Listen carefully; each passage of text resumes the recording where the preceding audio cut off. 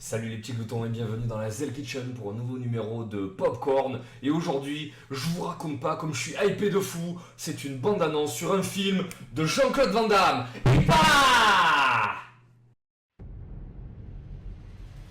Ladies and gentlemen, my brother, Eric Sloan, world champion! So who wants to go to Thailand? No rules. No ref. And the chance to be remembered for a lifetime.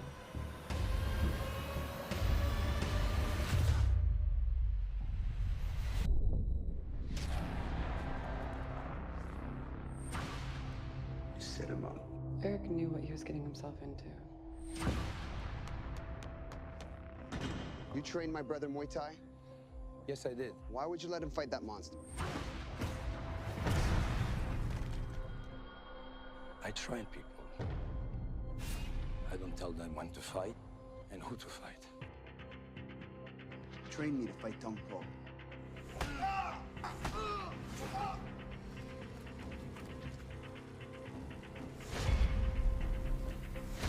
If you're afraid to die in a fight, you're dead.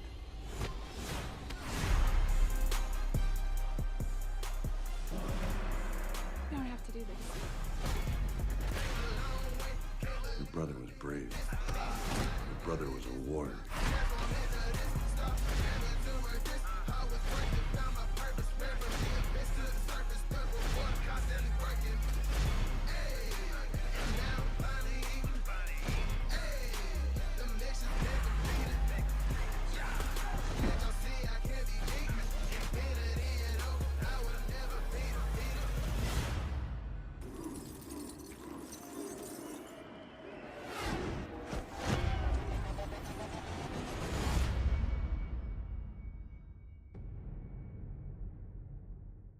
Quand vous avez été élevé comme moi dans les années 80 et que vous avez baigné dans le cinéma d'action des années 80, c'était impossible de passer à côté des films de Jean-Claude Van Damme. Jean-Claude Van Damme, il a réuni toute ma génération autour de combats héroïques, de scènes d'action dantesques. Enfin, c'était, quand vous étiez petit, que vous compreniez rien à la vie ni au cinéma, vous disiez « Mon acteur préféré, c'est Jean-Claude Van Damme !»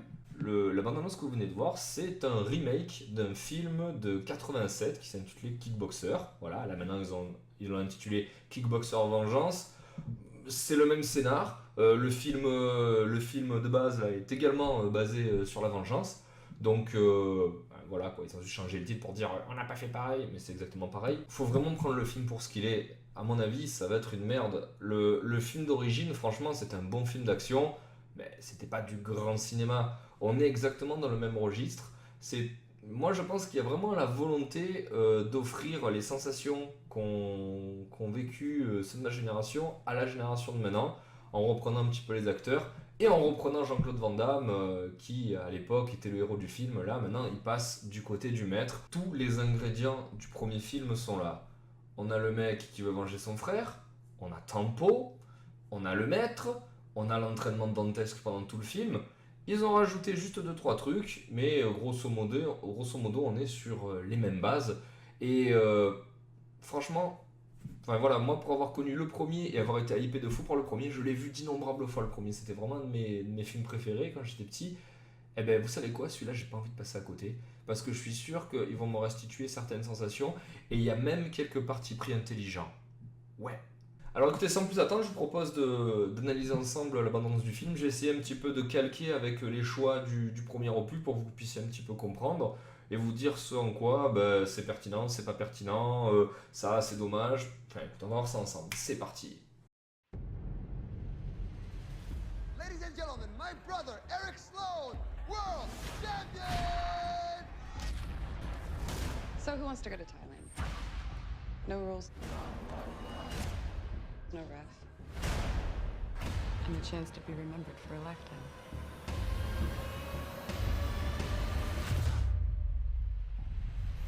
Alors, le propos du film, vous le comprenez au bout des 20 premières secondes. En fait, vous avez deux frères, donc les frères Sloan, comment ça s'appelle déjà, les noms sont les mêmes, qui sont passionnés de kickboxing. Vous avez donc l'aîné qui est clairement un grand champion, voilà. Et son frère, en fait, au début, voilà, il a quelques notions. Dans le film d'origine, on voit qu'il lui fait le sparring partner, mais il est clairement pas bon, donc c'est pas vraiment le bon des deux. Et donc, après avoir survolé un petit peu aux États-Unis, il décide d'affronter un champion local thaïlandais qui s'appelle Tampo. Et là, en fait, dans le film d'origine, il est paralysé à vie, c'est-à-dire que Tampo le met à terre hors combat et puis lui pète la colonne vertébrale avec le coude. Là, dans le nouveau, il le tue.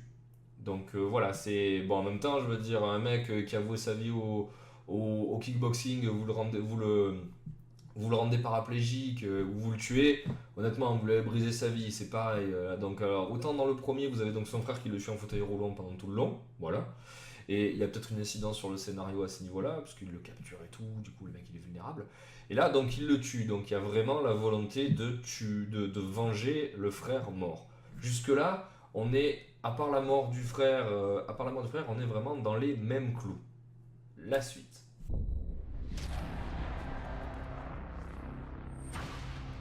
set him up. Eric knew what he was getting himself into. You trained my brother Muay Thai? Yes, I did. Why would you let him fight that monster?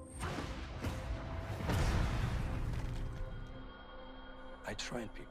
Alors la suite du film est également pareille, donc par désir de vengeance et donc d'affronter Tempo, et conscient qu'à moins de lui tirer une balle dans la tête, il pourra jamais le buter, il décide de s'entraîner pour venger son frère.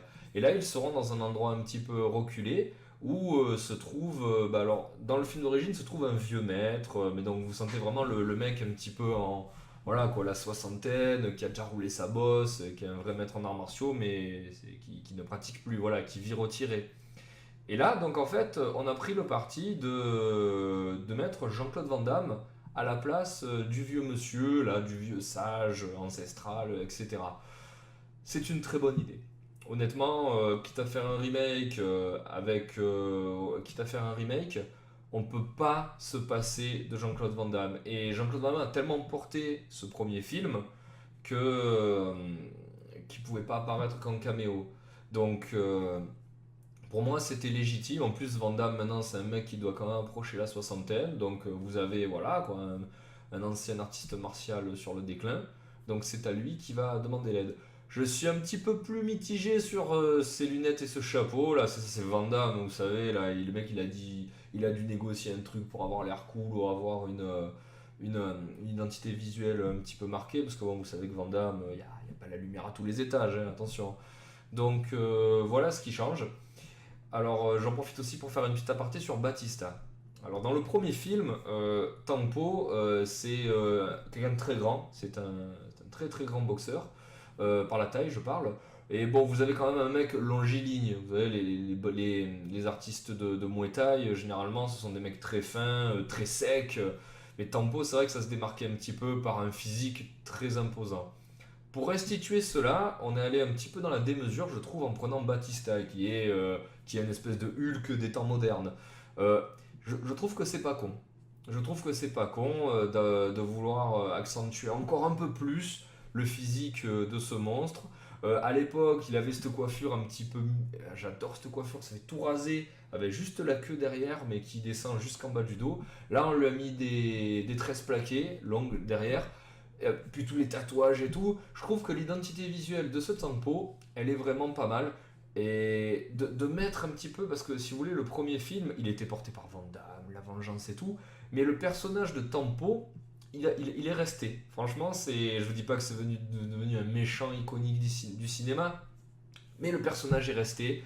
C'est un personnage qui marque, il est dur, il est sans pitié, il tue sur le ring.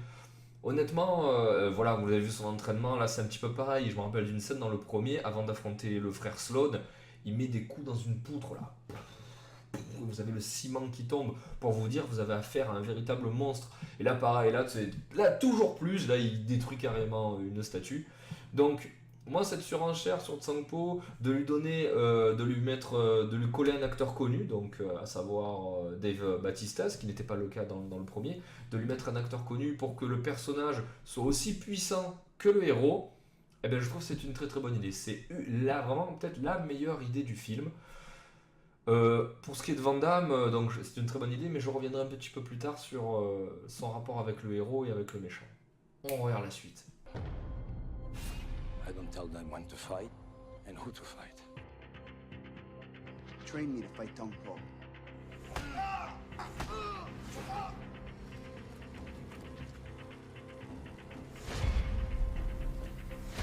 If you're afraid to die in a fight, you're dead. Alors voilà, ça c'est peut-être l'ajout un petit peu majeur sur ce film. Comme vous pouvez le voir et que vous allez le voir sur la suite de la bande-annonce, il affronte des tierces personnes. Il faut savoir que dans le premier film, donc il y a Tangpo qui bat son frère. Ensuite, il va s'entraîner. Ensuite, vous avez un petit combat arrangé, etc. contre un gars pour vous montrer que le mec il est monté en gamme, il est devenu beaucoup plus fort. Et puis vous passez très vite au combat final. Là, il y a quand même pas mal de tierces personnes qui arrivent. Apparemment, on a creusé d'autres combattants pour venir un petit peu lui faire quelques combats sympas. Mais donc les personnages là, donc ils sont annoncés au casting et tout, il y a quelques scènes avec eux, puis il y en a plusieurs. Ça c'est vraiment un ajout majeur. Si vous voulez, en gros, Tangpo c'est le dernier boss. Voilà, il est là. Mais vous avez premier combat, deuxième combat, troisième combat, quatrième combat, Tangpo. Donc voilà, il y a également un ajout de personnages. Donc c'est une véritable quête pour arriver jusqu'à Tangpo. C'est pas mal. C'est pas mal, faut voir maintenant combien de temps le film va durer, du coup, parce que le premier, je me rappelle, il faisait genre 1h45, il y avait 2 combats dans le film, du point de vue de Van Damme, donc à voir, mais c'est pas plus mal d'avoir un petit peu densifié le film. You don't have to do this. Your brother was brave. Your brother was a warrior. Alors cette scène, elle est super intéressante.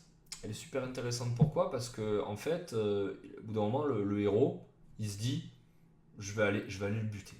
Je vais pas aller me battre contre lui, je vais pas m'entraîner, je vais aller le buter avec un flingue. Après tout, il a buté mon frère, c'était pas nécessaire, donc c'est un meurtre. Je vais faire pareil. Cette scène, elle est vachement intéressante, vous savez pourquoi? Parce qu'en fait, Kickboxer, vu que le 1 a eu beaucoup de succès, ils en ont fait un 2, puis un 3, je crois même un 4. Et je crois avoir vu que le 2, parce que bon, le 2 c'était déjà un film de merde, Van Damme faisait pas partie du projet, donc forcément ça m'intéressait pas. Et le 2 commence, Tangpo, en fait, qui est déchu, qui est la risée de son pays parce qu'il se fait battre par un occidental au Muay Thai. En fait, de désespoir, il tue, en fait, on vous explique, bon, ils ont pas pris Van Damme, mais il tue le perso incarné par Van Damme dans le 1, et il prend la fuite. Et donc, je crois qu'il se retrouve en tôle et tout. Mais voilà, donc vous avez un face-à-face entre le frère Sloan et Tangpo, et c'est le frère Sloan qui, de dépit, veut aller buter Tangpo avec un flingue. Ça, j'ai trouvé cette idée super sympa, avec l'autre qui lui répond, ton frère était brave, ton frère était un guerrier, et en gros, viens me buter sur le ring. Ben ça, c'est un ajout qui, je trouve, a énormément de sens, et est quand même super malin. Voilà, la suite.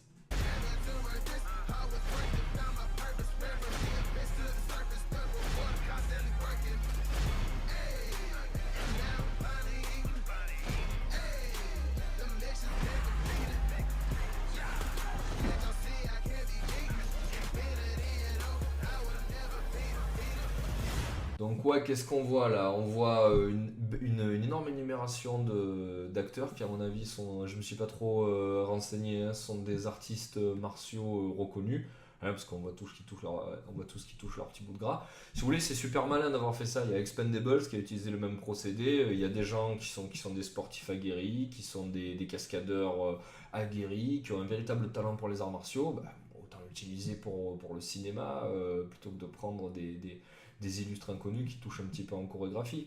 Donc l'idée est maline. Il y a beaucoup de persos, il y a quand même beaucoup de persos. Voilà, ce qu'on voit aussi, c'est que voilà, vous avez cette phase d'entraînement qui prend les 3 quarts du film. C'est comme ça aussi dans le premier. Vous avez vu un moment Van Damme qui lui frappe les tibias. La scène est équivalente dans le premier où vous avez donc Van Damme, donc l'élève, qui frappe un bout de bambou jusqu'à s'ouvrir la peau et tout, et donc ça sous-entendu, c'est comme ça qu'on forme le tibia, là il le frappe, enfin, il y a quand même beaucoup de similitudes et des clins d'œil au premier. La suite.